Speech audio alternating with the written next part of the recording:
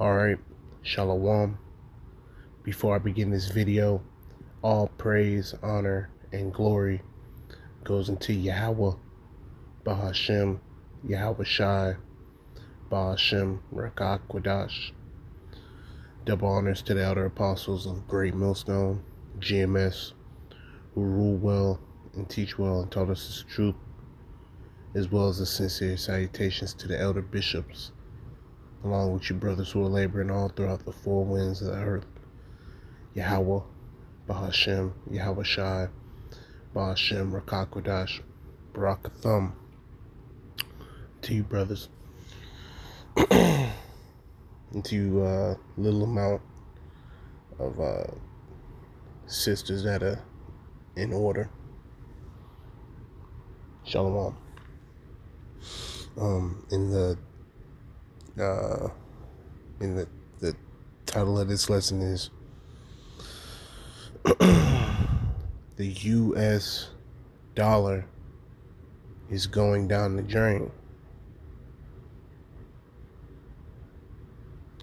The U.S. dollar, the petrodollar. All right, they're speaking on the end of the petrodollar, and obviously, all these talks about, war, financial crisis, things of that nature is gonna eventually lead to the MOTB.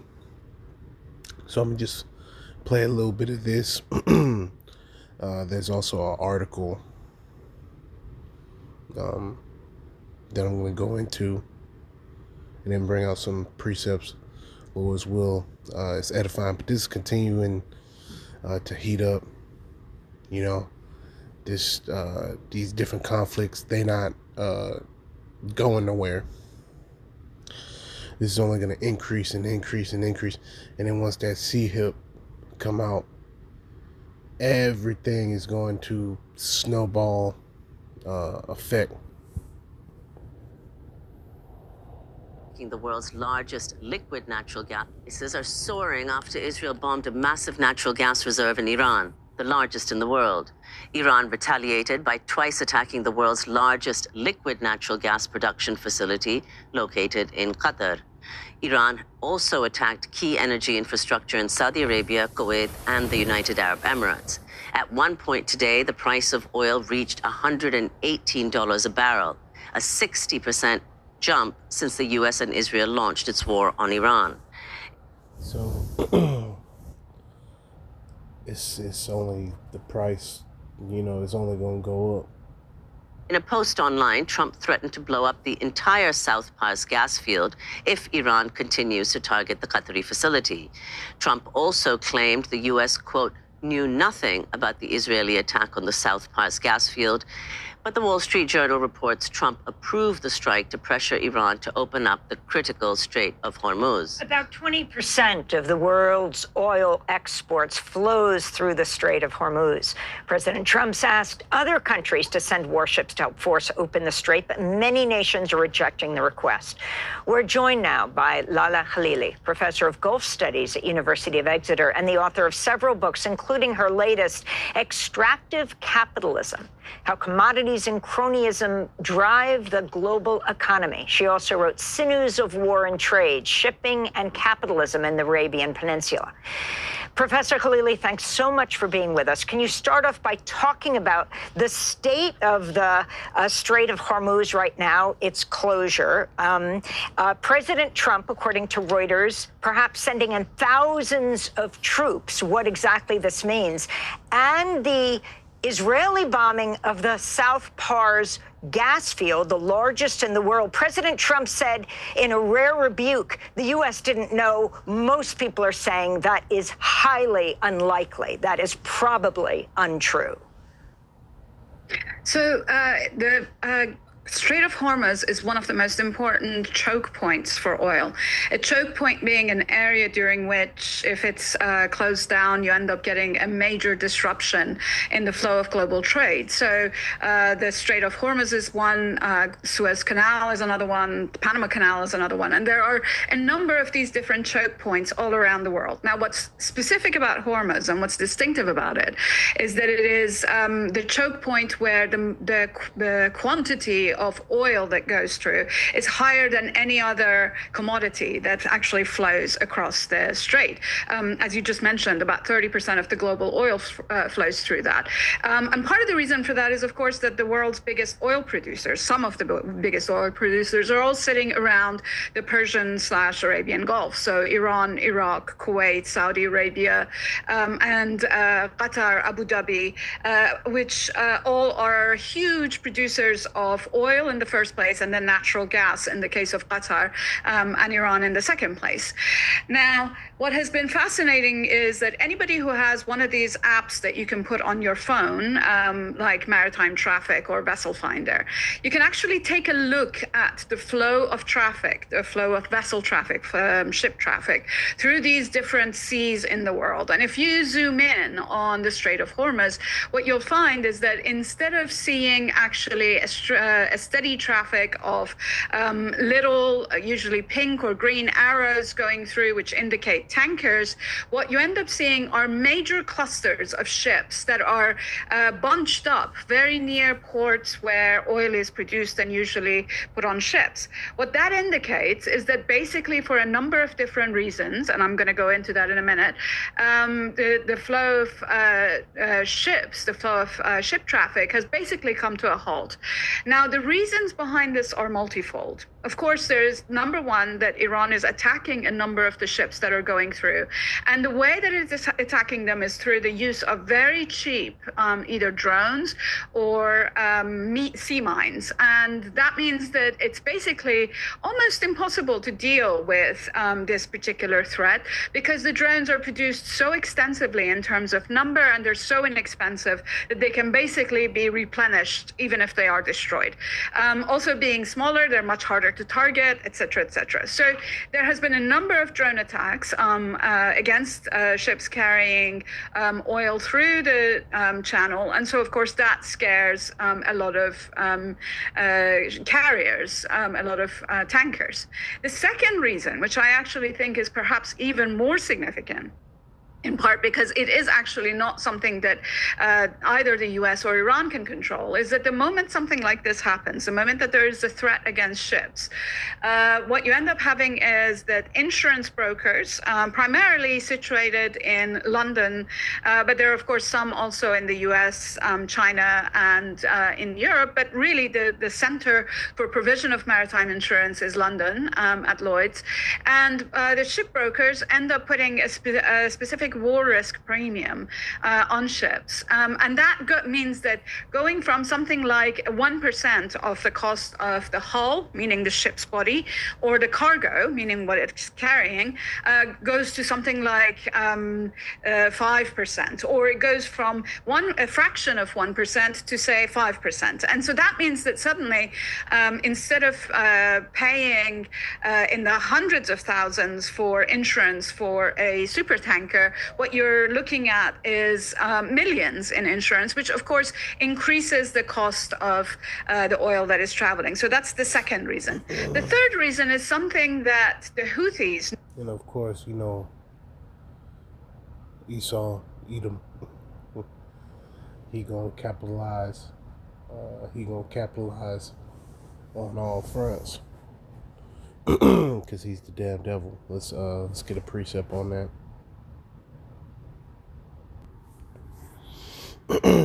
This is the book of Proverbs 24:1.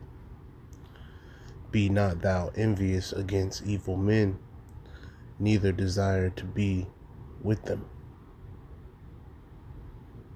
Alright, 2/3 of our people desire to be up under this devil, to attach to this damn devil.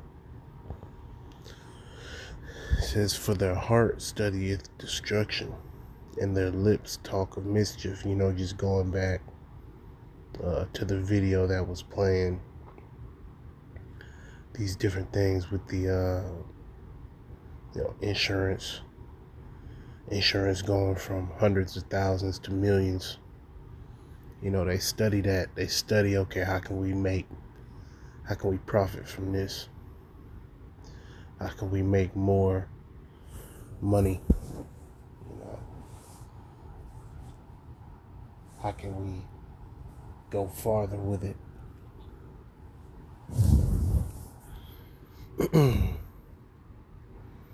And it's something that's constantly on their mind.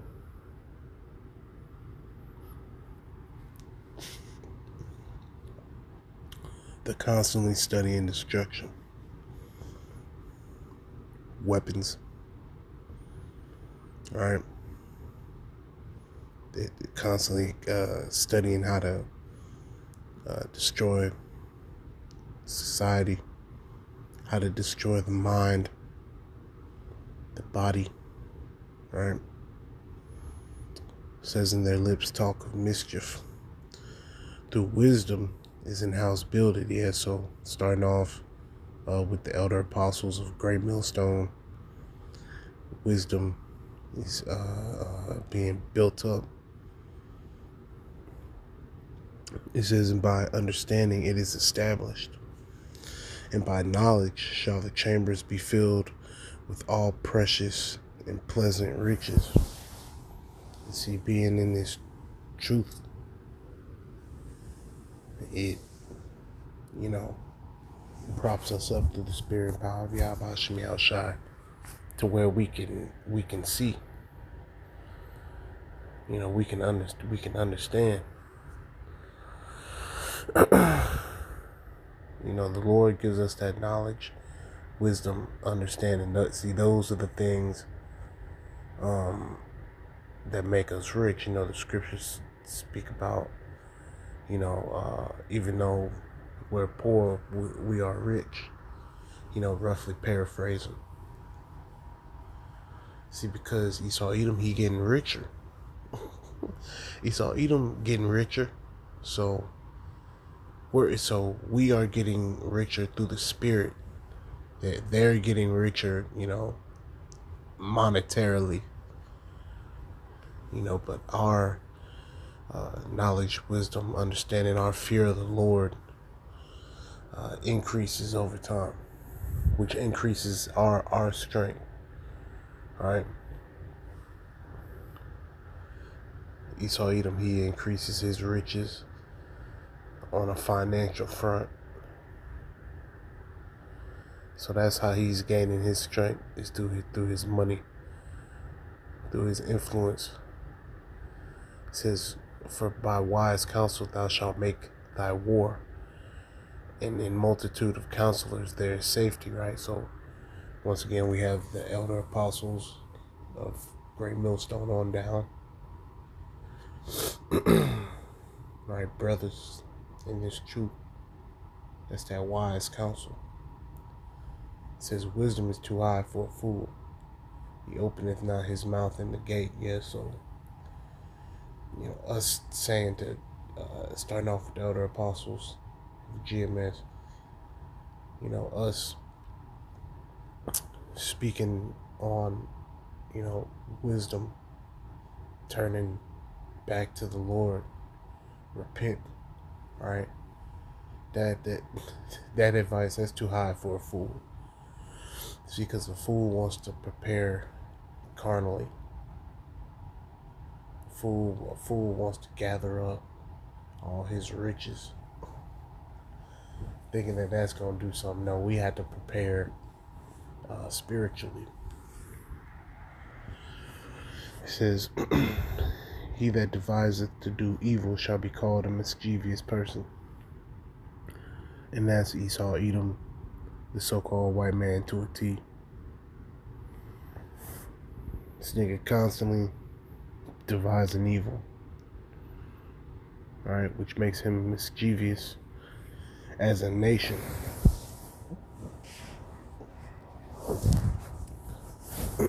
Evil as a nation, man.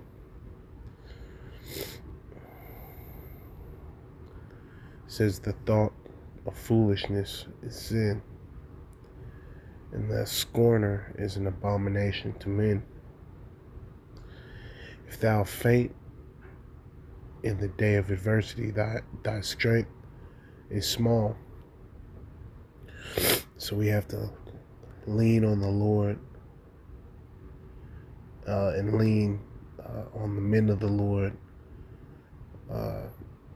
that Yahweh Ba'ashem Yahushua has set up so that we don't faint. That's why we need the Holy Spirit. Lord's will. The Holy Spirit is resting upon me along with you, brothers, man, all the way to the end, in which we don't, faint, right? Because there's many, is many men that fall out, and we pray that we are of the elect, and that we stay in this truth all the way until the end.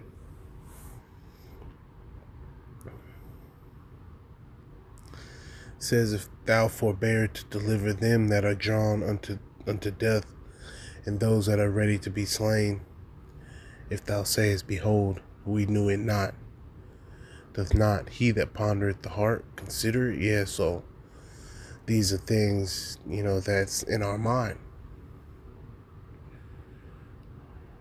right? Enduring until the end.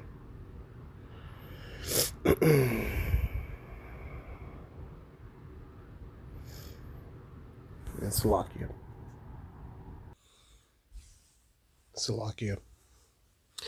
This is the book of Proverbs 24 and 13. My son, eat thou honey, because it is good, and the honeycomb which is sweet to thy taste. Which is this truth, so that the knowledge of wisdom be unto thy soul. So that's the only thing that's keeping us going, right? When thou hast found it, then there shall be a reward, and thy expectation shall not be cut off. See, and we expect this damn devil to go down. Lay not wait, O wicked man, against the dwelling of the righteous, spoil not his resting place. And the elect, cannot be overtaken by this devil, right? This wicked, evil man. All the crazy, all this crazy shit that he got going on. Ultimately,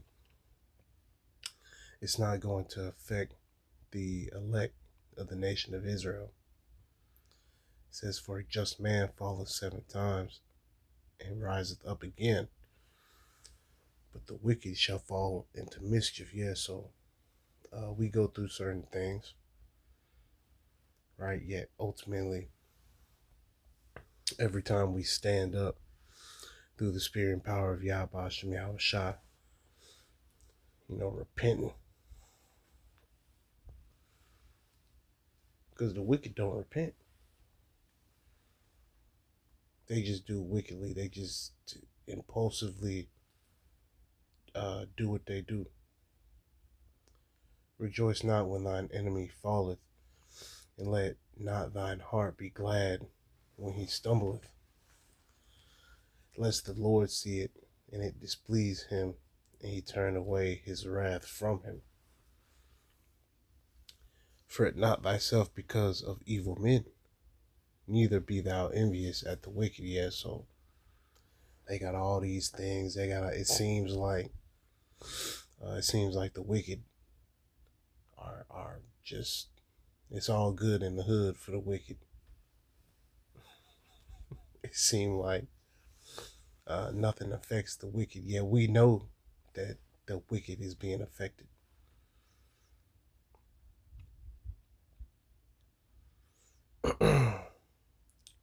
For there shall be no reward to the evil man, Yes, all these things that are happening, on their end, it's for nothing, man.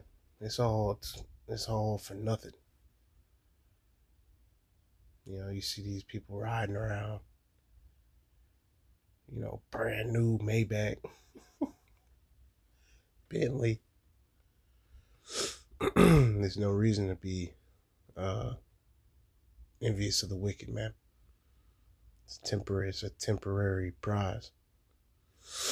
It says the candle of the wicked shall be put out, right? So jump into, Obadiah. We know that, the wicked don't have long, and that eventually, they're gonna be, hey, they ain't even gonna exist. All right. This rulership that Esau Edom has set up is slipping away. It's absolutely slipping away. And eventually, right, that candle gonna be blown out. And we can't wait for that. I'm gonna play a little bit more of that video. Noticed when they were blockading the Red Sea in support of the Palestinians when Israel was committing genocide against Palestinians. And that is that sometimes the threat alone suffices in getting the ships to stop going through, or indeed to make declarations that allows for them a degree of protection. So the Houthis, when they had blockaded the sea, had asked that any ships that claimed that they were not touching Israel, meaning they were not delivering to or picking up from Israel, could be allowed to go through the canal. And so it happened that this automatic identification system that a lot of ships, well, all ships carry, it's called the AIS system. And the AIS system indicates what ship is in the vicinity of the system, what it's carrying, and what flag it has, meaning which authorities it responds to. And so now what we're seeing is that apparently Iran has mentioned that any ship, for example, that is going to China will be let through, or any ship that is not coming from one of these allied states from the US to the US will be allowed through. Of course, there's a lot of variation in what kind of thing they have requested or what is being reported. So it's a lot harder to see what exactly the AIS systems are being on these ships. And as I said, we are mostly seeing them clustering and waiting in these locations. One of the main ones being the port of Fujairah, which is actually not in the Persian Gulf. It is in the Gulf of Oman, and oil from Abu Dhabi, which is on the Persian Gulf side, is shipped to Fujairah through a pipeline. So we're seeing a cluster of ships near Fujairah. Iran, of course, also attacked Fujairah port, and then we're seeing a cluster of ships near Ras Al Affan, which is the main gas production and gas lifting port in Qatar. And the third is, of course, around the oil fields of Saudi Arabia, a little bit further up the Persian Gulf. And so these clusters of ships are waiting there and hoping to be able to, at some point, pick up oil to be carried out. But we're not seeing much of that flow anywhere at all. Professor Khalili, you mentioned that they are looking for the Iranians to see which vessels in the Strait of Hormuz, to what countries they're affiliated, looking at their flags. Chinese vessels have reportedly been permitted to pass through the strait. China imports about 40% of its oil from the Middle East and has been one of the largest buyers of Iranian oil. There are also reports that the Iranians are suggesting they'd consider allowing a small number of oil tankers to pass through the strait if the oil cargo is traded in Chinese yuan rather than US dollars. If you could comment on that. Yeah, so this is escalating on a financial front, which when you play with Esau's money, that's when he get to acting funny, So once you start talking about trading as far as oil, and you start using, money outside of the U.S., that they're going to feel a certain way about that, which ultimately, the international banking elite, run the money system as a whole, whether it's the rupee, the yuan, the euro, whatever the case is. The so-called white man, specifically the international banking elite, they basically own and run all these monetary systems. Yet when you keep them out of the loop, in these different nations, they trade among themselves. That's essentially, that's an act of war, and that's how they're seeing it in Babylon the Great. They're seeing it as, financial. This is basically a financial war that's turning physical. This is really fascinating because, of course, we know that the fundamental basis of the U.S. imperial order since the end of the Second World War has been, on the one hand, petroleum, and on the other hand, the U.S. dollar. The globe's production and finance worlds are dependent on the petroleum that the U.S. has guaranteed the flow of since the end of the Second World War, and which, until the nationalization of oil in the 1970s and 80s, basically controlled something like 60% of the world's oil reserves. After nationalization, that percentage dropped dramatically, but the US dollar continues to be, and the financial channels that the US has crafted continue to be a very significant bolster for the empire. So the fact that Iran is actually looking for alternatives to the dollar in order to challenge the petrodollar regime, which is, as I said, one of the fundaments of the US empire, is a really interesting and quite clever indication of how the Iranians are hoping to influence the crafting of a world post this war, or a new world order post this war, where there's a multipolar financial system where, for example, the dollar is no longer a single currency that rules the world, and the U.S. New world order, right? Which is going to include a new financial system, which will be based off of the CL.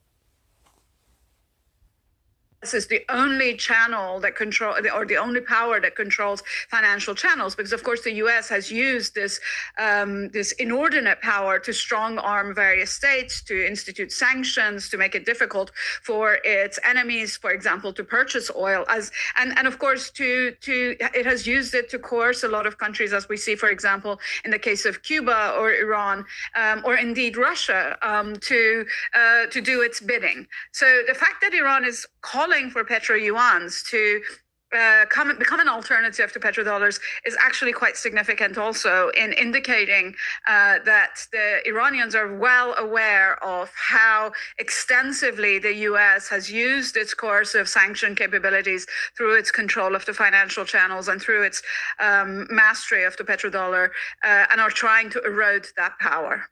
Professor Khalili, the US is now the world's largest oil producer.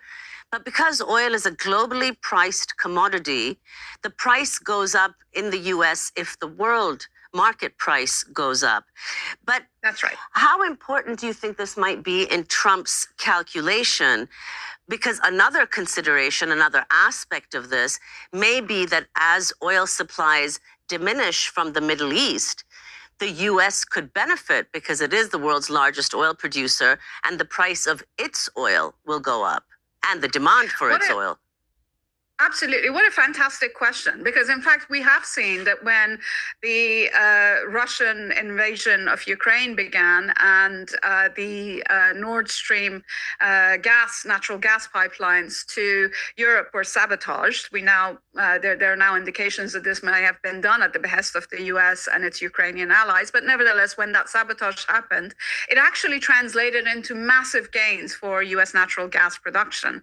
The thing is that there are a number of reasons why the US cannot become the sole oil producer for the whole of the world.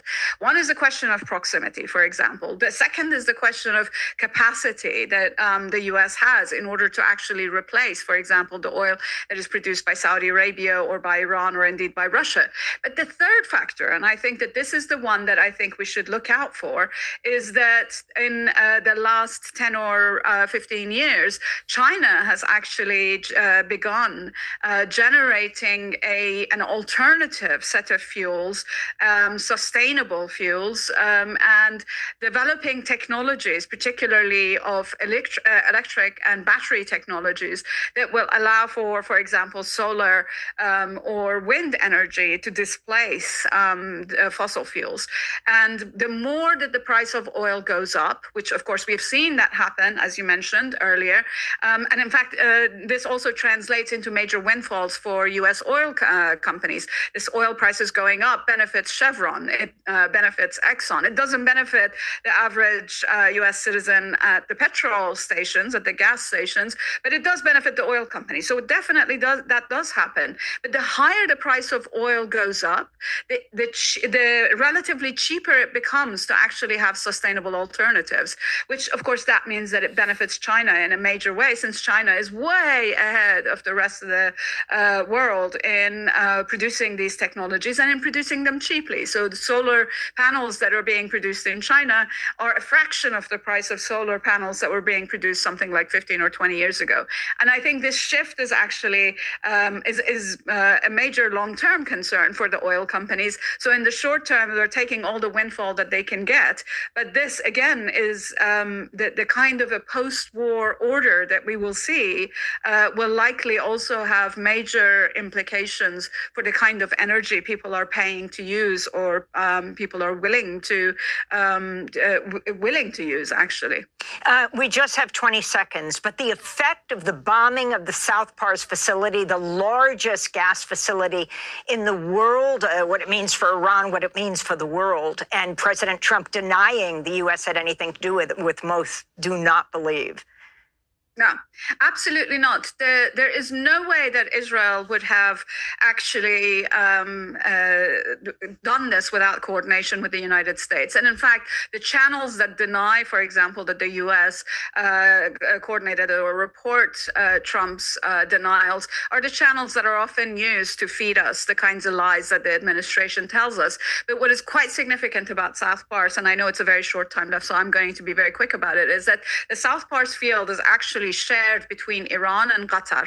The North Dome, which is on the south part of the Persian Gulf, is Qatar's share of this major field, and Iran's bit is in the northern part of the Persian Gulf. And so the destruction of the infrastructure there will not only have an effect on Iranians' ability to produce electricity and fuel their various kinds of industries and or homes, but it will also have an effect on the infrastructures that are used by the Qataris, and which the Iranians and Qataris have been using in an extraordinary degree, an extraordinary degree of coordination since the fields have been utilized. So this actually also affects Qatar. The bombing itself also affects Qatar, and I don't think that this is a calculation that the rather know-nothing Trump administration has taken into account. Thanks for watching Democracy Now! On YouTube. Subscribe. Yeah, it's going down. I'm going to get the rest of that Psalms. This is the book of Proverbs 24 and 21. My son, fear thou the Lord and the King. Right? Yahweh and Yahweh Shah. And meddle not with them that are given to change. For their calamity shall rise suddenly. Yes, things are getting worse and worse and worse. Right? So like the scriptures speak about, let the unfaithful die in their unfaithfulness. Because the unfaithful don't believe that this is leading to anything. Right? The unfaithful believe that, every day is exactly the same. Knowing good and damn well that we running right into the prophecies, man. It's obvious. It says, for their calamity shall rise suddenly, and who knoweth the ruin of them both? These things also belong to the wise. It is not good to have respect of persons in judgment. Yeah, so being in this truth, we understand that, everyone is in the line of fire, so to speak. So we have to serve Yahweh Bashem, Yahweh Shai, to the best of our ability, and not just say, oh, well, classic Christian rhetoric. The Lord knows my heart. The Lord knows me. That's not the right mindset to be in. He that saith unto the wicked, thou art righteous. Yeah, and that's most of our people. 2/3 of our people believe that the so-called white man, who is the wicked, they believe that he's the righteous, that he's a, upstanding as a nation. Right? 2/3 of our people think Esau Edom as a nation is righteous, when as a nation they are the wicked. It says, him shall the people curse. Nations shall abhor him. Yeah, and that's why, all the other nations are avoiding Esau Edom. They're avoiding contact with Esau Edom. And more specifically, the Babylonian Edomites. They're avoiding them. They don't want nothing to do with them as far as trade, anything. They're going around them. And ultimately when they start focusing on this place and really turning against this place, they're going to put all the power and efforts into taking this place out, in which they're going to be successful in that. It's just afterwards, they believe that they're going to be up next, and that's just not the case, because the Lord will be coming back. After the destruction of Babylon the Great, aka America, comes the kingdom of heaven, not, the kingdom of Moab, Elam, so on and so forth. No, the kingdom of Yahweh Bashem, Yahweh Shai.